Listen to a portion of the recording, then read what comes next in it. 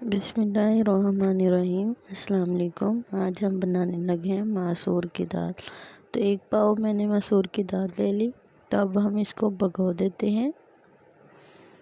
ये देखिए, मैं इसको तकरीबन आधा घंटे के लिए भिगो दिया था। तो एक हमने प्याज लिया मीडियम साइज़ का, 3 हमने सब्ज़ मिर्च और आधा टमाटर लिया है। प्याज को मैंने काट लिया, टमाटर और सब्ज़ मिर्च भी। सबसे पहले हम पैन में ऑयल डालेंगे। ऑयल डाल के मैंने इसके अंदर प्याज डाल दिया है। ये देखें, ये सारा प्याज हम इसके अंदर डाल देंगे और इसको थोड़ा सा फ्राई कर लेंगे। थोड़ी देर हम इसको बस फ्राई करेंगे।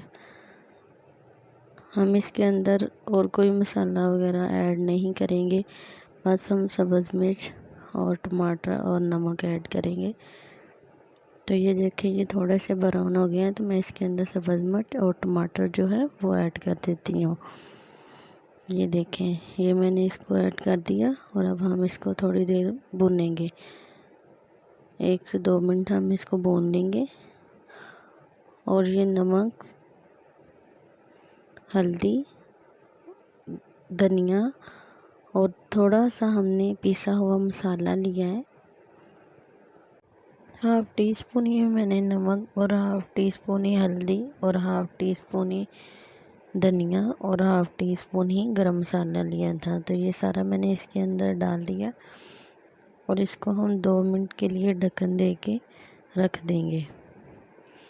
2 मिनट बाद अब हम इसको चेक करेंगे। ये देखिए, माशाल्लाह अच्छे तरीके से भुन गया है। ये देखिए माशाल्लाह कितना अच्छा मसाला भुन गया है। 2 से 3 मिनट हम और भुनेंगे और फिर इसके अंदर दाल ऐड कर देंगे। ये मैंने दाल ऐड कर दी है, इसका पानी मैंने निकाल लिया था। तो ये दाल जो है ये इसके अंदर ऐड कर दी है। 2 से 3 मिनट मैं इसको दाल को भूनूंगी, फिर इसके अंदर पानी ऐड करूँगी, क्योंकि ये भूनने से ज़्यादा अच्छी बन जाती है। अगर हम डायरेक्ट इसके अंदर पानी ऐड कर दें तो उसका जायका अलग होता है, और जो हम भून के पानी ऐड करें तो उसका जायका जो है वो अलग होता है। ये देखें, ये माशाल्लाह ये हमने भून ली है। अब हम इसके अंदर पानी ऐड कर देंगे। ये मैंने तकरीबन आधा किलो इसके अंदर पानी डाल दिया और इसको 10 मिनट के लिए ढाँप के रख देंगे। ढक्कन बिल्कुल लो फ्लेम पे हम इसको ढाँपेंगे। ये देखें, ये 10 मिनट बाद चेक कर लेते हैं दाल गल गई है या नहीं। अभी इसके अंदर पानी भी है और दाल भी देखते हैं कि गली है या नहीं गली। ये देखें, दाल अभी नहीं गली। तो अब हम मज़ीद इसको 10 मिनट के लिए ढाँप के रख देंगे। बिल्कुल लो फ्लेम पे रखेंगे, ना हम मीडियम करेंगे ना हाई। ये देखें 10 मिनट बाद ये देखें पानी भी इसका कम हो गया माशाल्लाह, और कितनी अच्छी बन गई है। और ये देखें, ये गल भी गई है। ये अभी हम 5 मिनट और इसको चूल्हे पे रखेंगे।